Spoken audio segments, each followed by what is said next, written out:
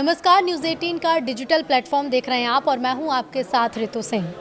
आज है 1 अक्टूबर और आज से बदल गए हैं 15 नियम। और अगर आपने इन नियमों पर ध्यान नहीं दिया तो आपको एक बड़ा नुकसान हो सकता है।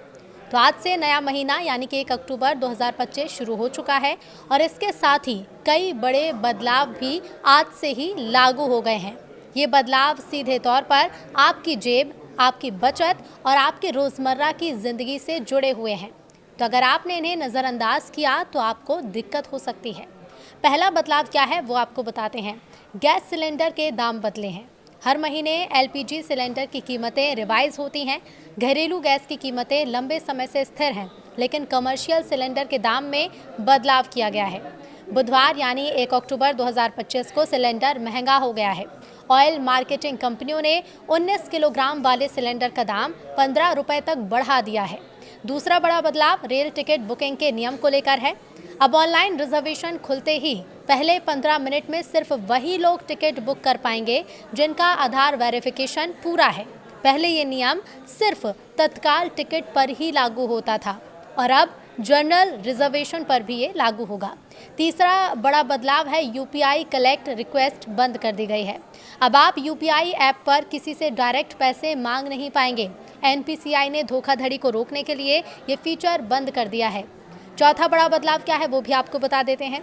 चौथा बड़ा बदलाव यूपीआई को लेकर ही है। यूपीआई से बड़ी रकम ट्रांसफ़र को लेकर ये बदलाव है, यानी कि आज से आप एक बार में यूपीआई से 5 लाख रुपए तक भेज सकते हैं। पहले लिमिट सिर्फ 1 लाख रुपए थी। इससे बिजनेस और बड़ी खरीदारी करने वालों को फ़ायदा होगा, यानी कि जो लिमिट पहले 1 लाख थी उसे बढ़ा दिया गया है और यूपीआई से अब आप 5 लाख रुपए तक भेज सकते हैं। बिजनेस करने वाले लोगों को खास तौर पर इसका फ़ायदा होगा और किसी तरह की अगर आप बड़ी खरीदारी करते हैं तो आपको बड़ा फ़ायदा पहुंचेगा। एक और बड़ा बदलाव यूपीआई को लेकर है। यूपीआई ऑटो पे सर्विस को लेकर ये बदलाव किया गया है आज से। अब मोबाइल रिचार्ज, बिजली पानी के बिल या फिर सब्सक्रिप्शन के लिए यूपीआई पर ऑटो पे की सर्विस मिलेगी। हर बार पैसे कटने पर नोटिफिकेशन भी आएगा, यानी कि अगर आप कोई भी सब्सक्रिप्शन लेते हैं या फिर बिजली पानी के बिल, मोबाइल रिचार्ज यूपीआई से करते हैं तो अब ऑटो पे सर्विस का आप लाभ उठा सकते हैं। 1 अक्टूबर से ये बदलाव कर दिया गया है। छठवां बड़ा बदलाव ये है कि एनपीएस में न्यूनतम योगदान बढ़ा है। नेशनल पेंशन सिस्टम में अब हर महीने कम से कम 1000 रुपये जमा करने होंगे। पहले अमाउंट 500 रुपये था, लेकिन अब इस अमाउंट को बढ़ा दिया गया और अब कम से कम 1000 रुपये नेशनल पेंशन सिस्टम में हर महीने जमा करने होंगे। सातवां बड़ा बदलाव है एनपीएस को लेकर ही। एनपीएस का नया टियर सिस्टम क्या है वो बता देते हैं। आज से एनपीएस में 2 विकल्प मिलेंगे। टियर 1 ये है कि रिटायरमेंट और टैक्स बेनिफिट के साथ। टियर 2 है लचीला विकल्प, लेकिन टैक्स छूट इसमें नहीं होगी। आठवां बड़ा बदलाव जो आज से किया गया है वो बदलाव पेंशन स्कीम को लेकर है। पेंशन स्कीम की फीस को लेकर ये बदलाव 1 अक्टूबर से किया गया है। नया पीआरएएन नंबर खोलने पर अब ईपीआरएएन किट के लिए 18 रुपये लगेंगे। एनपीएस लाइट ग्राहकों के लिए भी फीस स्ट्रक्चर को आसान कर दिया गया है। एक और बड़ा बदलाव जो आज से लागू होने जा रहा है, एनपीएस में 100% इक्विटी का विकल्प होगा। गैर सरकारी निवेशक चाहें तो पूरी रकम शेयर बाजार यानी इक्विटी में लगा सकते हैं। रिटर्न ज़्यादा हो सकता है, लेकिन रिस्क भी बढ़ेगा। 10वां बड़ा बदलाव जो 1 अक्टूबर से लागू हो रहा है वो ये है मल्टीपल स्कीम फ्रेमवर्क का। अब एक ही पीआरएएन नंबर से आप अलग अलग सीआरए की स्कीमें चला सकते हैं। इससे निवेशकों को ज़्यादा विकल्प मिलेंगे, ज़्यादा ऑप्शंस मिलेंगे। 11वां बड़ा बदलाव जो 1 अक्टूबर से होने जा रहा है ये बदलाव ऑनलाइन गेमिंग को लेकर है। ऑनलाइन गेमिंग को लेकर कई तरह के फ्रॉड देखे गए हैं, लेकिन अब इस पर सख्ती बरती जाएगी। आज से सभी ऑनलाइन गेमिंग कंपनियों को सरकार से लाइसेंस लेना ज़रूरी होगा। रियल मनी गेमिंग में भाग लेने के लिए उम्र कम से कम 18 साल होनी चाहिए।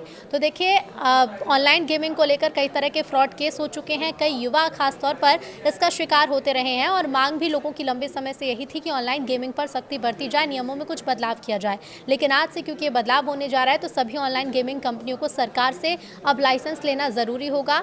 और रियल मनी गेमिंग में अगर आप भाग लेते हैं तो आपकी उम्र कम से कम 18 साल होगी, यानी कि नाबालिग इसमें भाग अब नहीं ले पाएंगे। 12वां बड़ा बदलाव आरबीआई को लेकर है। आरबीआई की आज बैठक हुई जिसमें कई बड़े फैसले लिए गए हैं। आरबीआई की मौद्रिक नीति समिति की आज बैठक हुई और ऐसे में रेपो रेट को स्थिर रखा गया है, यानी कि जो रेपो रेट पहले था वही रेपो रेट अभी है और ईएमआई में भी अभी कोई बदलाव नहीं होगा, ना ही आपकी ईएमआई महंगी होगी ना ही सस्ती होगी। 13वां बड़ा बदलाव जो 1 अक्टूबर से लागू हो रहा है वो है स्मॉल सेविंग स्कीम्स की नई दरें। आज से पीपीएफ, एससी, एसएस और एसएसवाई जैसी छोटी बचत योजनाओं पर नई ब्याज दरें लागू हो गई हैं। सरकार ने हर तिमाही की तरह इस बार भी दरों में बदलाव किया है। 14वां बड़ा बदलाव आपको बता देते हैं। अक्टूबर में बैंक की 21 छुट्टियां हैं। ये बदलाव तो नहीं है, लेकिन इस महीने बैंक की कितनी छुट्टियां हैं वो आपको बता देते हैं, क्योंकि त्योहारी सीजन है और इसी कारण इस महीने बैंक की 21 दिन की छुट्टियां रहेंगी। गांधी जयंती, दशहरा और दिवाली समेत कई त्योहारों पर बैंक बंद रहेंगे। तो देखिए 21 दिन की छुट्टियां अक्टूबर के महीने में रहने वाली हैं, तो ये कुछ बड़े बदलाव हैं जो आपको इस महीने से देखने को मिलेंगे।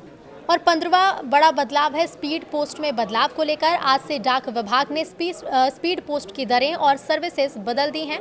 अब ओटीपी आधारित delivery, online booking, real time tracking और एसएमएस नोटिफिकेशन जैसी सर्विस मिलेंगी। छात्रों को 10% और नए थोक ग्राहकों को 5% की छूट भी दी जाएगी।